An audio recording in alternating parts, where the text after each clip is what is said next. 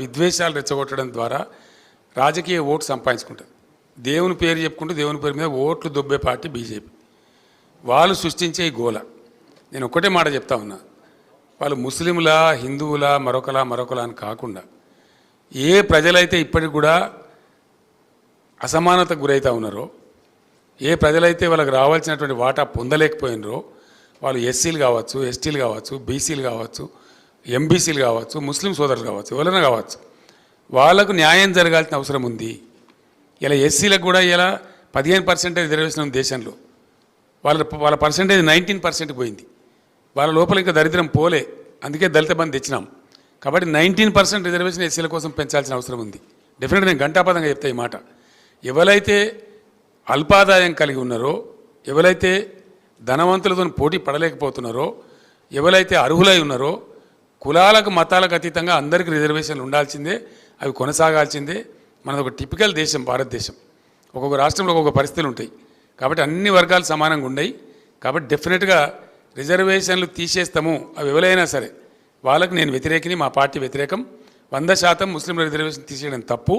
వాళ్ళకి ఏదైనా ఉంటే ఉన్నదాన్ని కొనసాగించండి, ఇంకోటి పెంచితే పెంచండి, అట్లా ఉండాలి. కానీ ఒక ముస్లిం ద్వేషం పెట్టుకొని వాళ్ళ చుట్టూ ఈ పొలిటికల్ గేమ్ ఆడడం అనేది చాలా దిక్కుమాలిన దరిద్రం కూడా చర్య. సార్ పార్లమెంట్ ఎన్నికల తర్వాత పార్లమెంట్ ఎన్నికల తర్వాత బీఆర్ఎస్ నుంచి చాలామంది ఎమ్మెల్యేలు కాంగ్రెస్ పార్టీకి వస్తారని చెప్పి కాంగ్రెస్ మంత్రులు చెప్తున్నారు. ఇప్పుడు వస్తారు, ఎన్నికల తర్వాత ఇంకా చాలామంది వచ్చే అవకాశం ఉందని చెప్పి 20-25 మంది ఎమ్మెల్యేలు వస్తారని మంత్రులు చెప్తున్నారు. సార్ ఏం కావాలంటారు మీకు?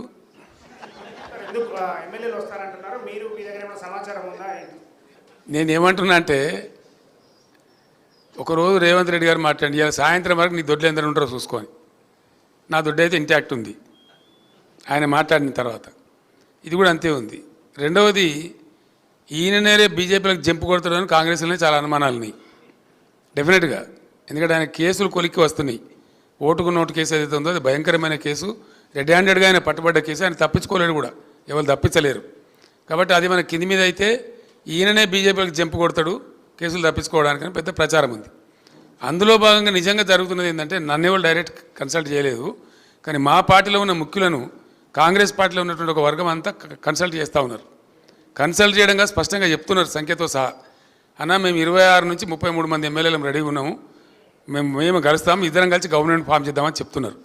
మరి రేవంత్ రెడ్డి తదాస్తు దేవతలు ఉంటారు పైన, మరి అటు నుంచి ఇటు వస్తారో ఇటు నుంచి అటు పోతారో చూద్దాం ఏం జరగబోద్దు. సార్ మీరు ఇందాక జాతీయ స్థాయిలో బీఆర్ఎస్ మళ్ళీ బలపడుతుందన్నారు.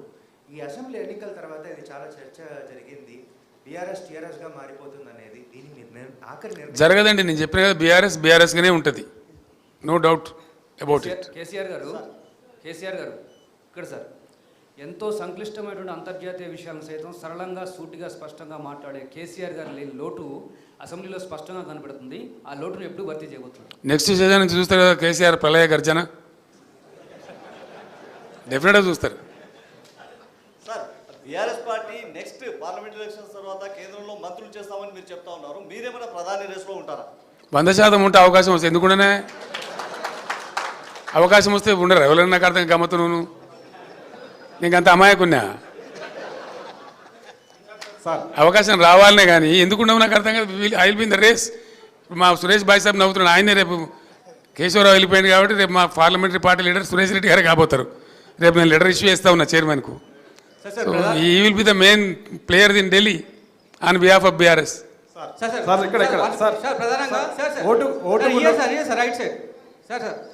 మళ్ళవాడేమైనా నా మీద నిశ్చయం పెట్టగలడా? టైం ఎంత అయింది? కేసీఆర్ సార్ ప్రధానంగా బీఆర్ఎస్ పార్టీ నుంచి వీడి వెళ్తున్నటువంటి నేతలు ఎవరైతున్నారో పార్టీ పైన ఆరోపణలు చేస్తూ పోతున్నారు. పార్టీలో చాలా మంది షిండేలు ఉన్నారనే మాటను మాట్లాడినారు. ఒక క్వశ్చన్. నెక్స్ట్ ఇంకో క్వశ్చన్ సార్, అసెంబ్లీ ఫలితాలు చూసుకుంటే ఇందాక మీరు కొన్ని ప్రిడిక్షన్స్ చెప్పారు, బీజేపీకి ఎన్ని వస్తాయి, కాంగ్రెస్కి ఎన్ని వస్తాయని చెప్పి. పెద్దపల్లి పార్లమెంట్కి సంబంధించి ఆల్రెడీ అసెంబ్లీలో అన్ని స్వీప్ చేసేసింది. 3rd ప్లేస్లో ఏ రకంగా ఉంటుందని చెప్పి ప్రిడిక్షన్ చెప్తున్నారు. ఖచ్చితంగా చెప్పచ్చు బ్రదర్, చాలా సింపుల్ అది. ఎందుకంటే పోయినసారి ఎన్నికల్లో మేము 7 అసెంబ్లీకి ఇచ్చిన సీట్లు 2 కోల్పోయినాం. మేము పోయిన పార్లమెంట్ ఎన్నికల్లో 18లో మేము గెలిచిన తర్వాత 7 అసెంబ్లీ సీట్లు నిజామాబాద్ సెగ్మెంట్ మేము గెలిచినాం, కానీ మేము ఓడిపోయినాం. అట్లా 6 సీట్లు గెలిచిన దానికి ఓడిపోయినాం. తారుమారు అయిపోతే అట్లా ఉండదు. ప్రజలు అభిప్రాయం అనేది మారుతుంది డెఫినెట్గా. ఈరోజు నేను ఇందాక చెప్పిన కారణాలన్నీ ఒక ఎత్తు, రెండవది మాదిగ సామాజిక వర్గానికి మాకు టికెట్ ఇవ్వలేదని చెప్పి వాళ్ళు చాలా ఆగ్రహంగా ఉన్నారు, చాలా ఆగ్రహంగా. పెద్దపల్లిలో వాళ్ళే ఇలా పంతం బట్టి ఓడించి చూపెడతామని చెప్పి పట్టుదలగా ఉన్నారు. ఆ ఫలితం ఆ పార్టీ అనుభవించక తప్పదు. Sir sir sir sir sir నేను ఒక్కటే మాట చెప్తా ఉన్నా, ఈ ప్రభుత్వానికి ఏం పని లేదు, పలిలేని మంగళి పిలితల కొరిగిండి అన్నట్టుగా అసలు చేయాల్సిన పని వదిలిపెట్టి అన్ని పనికి మాలిన పనులు వీళ్ళు ముందరేసుకుంటున్నారు. సార్ ఇండియా బాబు, ఒక్కొక్క జిల్లా చేస్తున్నప్పుడు నేను వట్టిగా చేయలేదండి. దాని మంచి చెడ్డలు, దాని పూర్వపరాలు, దాని గ్రోతు ఆశించి ఛత్తీస్గఢ్లో అక్కడ చీఫ్ సెక్రటరీ గారితో మాట్లాడేది కూడా వాళ్ళు ఒక బస్తర్ జిల్లాను అనేక జిల్లాలు చేసిండ్రు. ఎట్లా చేయాలని అడిగినప్పుడు భూపాలపల్లి జిల్లా ఏర్పాటు చేసిన, ములుగు ఏర్పాటు చేసిన, ఇంకా కొన్ని జిల్లాలు ఏర్పాటు చేసిన, వాటి భౌగోళిక పరిస్థితులను బట్టి అవి గ్రోత్ కారిడార్లుగా మారాలని చెప్పి అక్కడ లైట్ రావాలి, అడ్మినిస్ట్రేషన్ పోవాలి, అక్కడ కలెక్టర్ ఉండాలి, ఎస్పీ ఉండాలి, ఉంటేనే బాగా జరుగుద్దని గతంలో కలోలిత ప్రాంతాలుగా ప్రకటించిన సిరిసిల్ల జగిత్యాల కావచ్చు, భూపాలపల్లి ములుగు కావచ్చు, స్టేట్ బార్డర్లో ఉండేటువంటి గద్వాల జిల్లా లాంటివి కావచ్చు, చాలా ఆలోచనతో తెలంగాణ యొక్క ప్రగతిని ఆశించి చేసిన జిల్లాలు అవి. ప్రజలు చాలా హ్యాపీగా ఉన్నారు. ఇలా కొత్తగా ఏర్పడ్డ జిల్లాల ప్రజలు కూడా చాలా కోపంగా ఉన్నారు ప్రభుత్వం మీద. నేను పోయిన ప్రతికాడ అడిగినా, మీ జిల్లా తీసేస్తారంటే యుద్ధానికి సిద్ధం సార్, ఎట్లా పోతావు చూస్తామని చెప్పి మాట్లాడుతున్నారు. పార్లమెంట్ ఎన్నికల్లో ఈ కొత్త ఏవైతే జిల్లాలు తీసేస్తామని కాంగ్రెస్ చెప్పిందో ఆ దెబ్బ కూడా ఇప్పుడు కాంగ్రెస్ పడబోతా ఉంది. Sir sir sir sir sir ఇక్కడ సార్ నరేందర్ సార్ ఇక్కడ సార్ ఉద్యమ సమయంలో సార్ సార్ ఇక్కడ ఇక్కడ సార్ సార్ నేను సార్ ఇది ఫోన్ ట్యాపింగ్ కేసులో రాధాకిషన్ రావు మీ ఆదేశాలనే మేము పాటించినాము, మా సొంత నిర్ణయాలు ఏం తీసుకోలేదని సిఆర్పిసి 141 సెక్షన్ స్టేట్మెంట్ ఇచ్చారు సార్. వాడేవాడా Radhakrishna Rao? Who is he? DCP sir, DCP. నాకు తెలియదు, నీకు అంత తెలుసా? నీకు ఆయన లేదు సార్. రాష్ట్రంలో 100 మంది డీసీపీలు ఉంటారు, వాడు కూడా ఒక్కరి పేరు పట్టుకుని నన్ను అడిగింది నాకు అర్థం కాదు. సార్ ఉద్యమ తలా సమయంలో తోకలేని ప్రశ్న అది. సార్ ఉద్యమ సమయంలో అసలు ఆ ఫోన్ ట్యాపింగ్ ఏదైనా మీకు పిచ్చి పట్టుకున్నది? కానీ ముఖ్యమంత్రికి ఫోన్ ట్యాపింగ్ ఏమైనా సంబంధం ఉంటుందా? రాహుల్, నువ్వు ఇంత పెద్ద సీనియర్ లీడరు. ముఖ్యమంత్రి gets reports from the intelligence department. వాడు ఎట్లా తీసుకొచ్చిన రిపోర్ట్ మాకెట్ట తెలుస్తుంది? నాకు అర్థం కాదు. వాడు ట్యాపింగ్ చేసిండా, టూపింగ్ చేసిండా, డబ్బులు ఇచ్చిండా, ఇంకేదైనా రహస్య వ్యవస్థ పెట్టుకున్నా మాకు ఎందుకు తెలుస్తుంది? నాకు అదో ఇష్యూ అవా ఇంత సిల్లీ. ఆ గవర్నమెంట్ ఎంత సిల్లీ ఉన్నదో మీరు కూడా అట్టే తయారైపోయిన పూర్తిగా. What is that non sense? నాకు అర్థం కదా. ఫోన్ ట్యాపింగ్ అది పెద్ద ఫినాయిల్ పెట్టి నోలు కడుపుకునే పరిస్థితి తెస్తూ ఉన్నారు. ఎవడో కొందరు బాగాగాలు పని లేక ఫోన్ ట్యాపింగ్ తోకట ఏం ట్యాపింగ్ అయినా నాకు అర్థం కాదు. ఇలా ఈ ముఖ్యమంత్రి తరఫున ఇంటెలిజెన్స్ ట్యాపింగ్ చేస్తలేదా అండి? Do you say that? ప్రతి ప్రభుత్వానికి ప్రపంచంలో గూఢచార వ్యవస్థ లేని ప్రపంచమే ఉండదు, ప్రభుత్వమే ఉండదు. వాళ్ళు సమాచార సేకరణ చేసి ప్రభుత్వానికి ఇస్తారు. సాయంత్రానికో పొద్దున్న early morning, every morning intelligence comes and briefs the chief minister about the law and order situation. చాలా చాలా ఉంటాయి మన దగ్గర. హైదరాబాద్లో పేలుళ్ళు జరిగినాయి, అట్లాంటిది ఏదైనా ఉంటుంది, ఇంకేదైనా ప్రమాదాలు ఉంటాయి, కొన్నిసార్లు కొన్ని విచిత్రమైన దొంగల ముఠాలు వస్తాయి. అట్లాంటివన్నీ కూడా సమాచారం సేకరించి ఇస్తూ ఉంటారు. ఏం చేయాలో చెప్తారు. దాన్ని బట్టి గవర్నమెంట్ ఏంటంటే వివిధ శాఖల అధికారులకు అప్రమత్తం చెప్పి కల్తీ విత్తనాలు ఉంటుంది, దాని మీద కూడా ఇస్తారు. వాళ్ళు ట్యాపింగ్ చేస్తాడా, టూపింగ్ చేస్తాడా మాకేం తెలుస్తుందా? నాకు అర్థం కాదు. No minister is concerned with that, no chief. అసలు కన్సర్న్ ఉండదు. We are only concerned with the reports given by the intelligence. The way the brought the report we don't know. That is purely internal matter of the police department. And ఇంకోటి అండి, అదేదో మీరు పెద్ద భ్రమలో ఉన్నారు.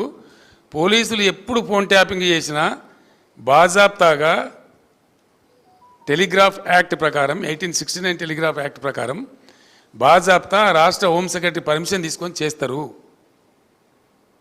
Permission లేకుండా చెయ్యరు. ఇది ఇంగితమైన ప్రతి ఒక్కరికి తెలుసు. తర్వాత తీసుకున్న దాన్ని డిమాలిజ్ చేయొచ్చని కూడా ఉంది ఆ చట్టంలో. ఒక నిర్ణీత వ్యవధి తర్వాత వాళ్ళు సేకరించిన సమాచారాన్ని డిమాలిజ్ చేయొచ్చని కూడా అదే యాక్ట్లో ఉంది. ఇది తెలియకుండా అదేదో పెద్ద భయంకరమైన వ్యవహారం అన్నట్టు, దాని ఏదో తోకమట్టం ఏదో కొండందో వెలకబట్టుకున్నాం అన్నట్టు ఏమి బట్టి ట్రాష్ గ్యాస్ దాంతో ఏం అయ్యేది. మీరు ఆ భ్రమలో ఉండకండి. సార్ తెలంగాణ ఉద్యమ సమయంలో 2001 నుంచి 2014 దాకా కేసీఆర్ కుటుంబ సభ్యులకు పారాగన్ చెప్పులు వేసుకోనేటువంటి వ్యక్తులు అదే సమయంలో డీజిల్ పోసుకుందామన్నా కూడా కారుకు అట్లాంటి పరిస్థితులు ఉన్నటువంటి వారు ఈరోజు లక్షల కోట్లు సంపాదించారు. వాళ్ళ డబ్బునంతా స్వాధీనం చేసుకుంటామని పదే రేవంత్ రెడ్డి చెప్తున్నారు. చాలా సంతోషం. చేసుకోమని వెంటనే అర్జెంటుగా చేసుకోమని చెప్పాలా.